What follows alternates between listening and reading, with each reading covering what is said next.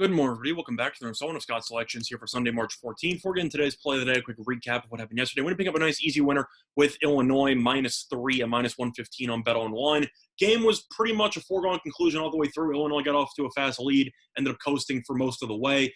Iowa cut it to 5 late following a pretty questionable flagrant foul call. But either way, Illinois ended up getting a steal and a dunk on the other end, and then Illinois ended up coasting on its way to a cover. So a nice, easy winner there for Saturday. And hopefully we'll pick up another easy winner in a conference title game taking place on Sunday. And for that title game, we're going to be looking at the Patriot League. It's going to be a matchup between Loyola, Maryland, and Colgate. And for this matchup, we like Colgate -9.5 and -110 on DraftKings. Time recording of 1:48 a.m. Eastern Time. A couple reasons why I like Colgate in the spot. First of all, while most conferences have been playing their tournaments in neutral sites, the Patriot League is not one of them. This game will be taking place at Colgate, which is a very good sign for the Raiders because Colgate is 7-1 at home this season. Meanwhile, Loyola, Maryland is 3-6 on the road. So I do think Colgate will bring its A game for this matchup as it has a shot at making another NCAA tournament. Now, looking at how these teams fared in the regular season, these teams didn't actually play each other. But if you look at the actual regular season records and where they were seeded for this tournament, Colgate has been the much better team. Loyola was the 9th seed entering this tournament as it's in the middle of a huge Cinderella run, where Colgate was the 2nd seed. However, Colgate has been the class of the conference all season long, and the only reason why it wasn't the 1 seed was because of the fact that it had a game or two canceled because of COVID.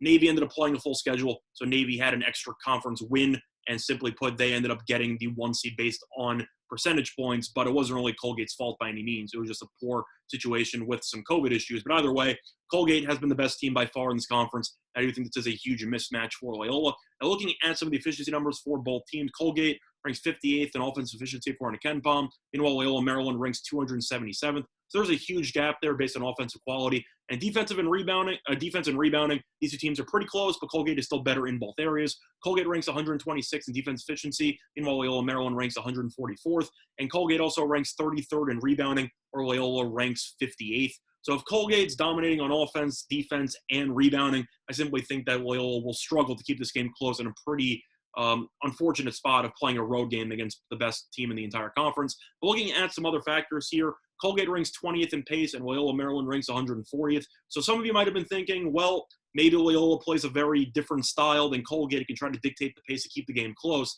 The issue with that is that Loyola's been playing a pretty fast pace all season long. Colgate plays an extremely fast pace, and it's really good at it. So I simply just don't think Loyola is going to suddenly reinvent this entire offense and the way that it plays. I expect Loyola to continue its normal, somewhat up-tempo style of play. And Colgate, of course, will hit the accelerator button and keep this game going up and down. At the end of the day, Colgate is significantly better at playing fast-paced than Loyola is because Loyola did have a losing record in the regular season.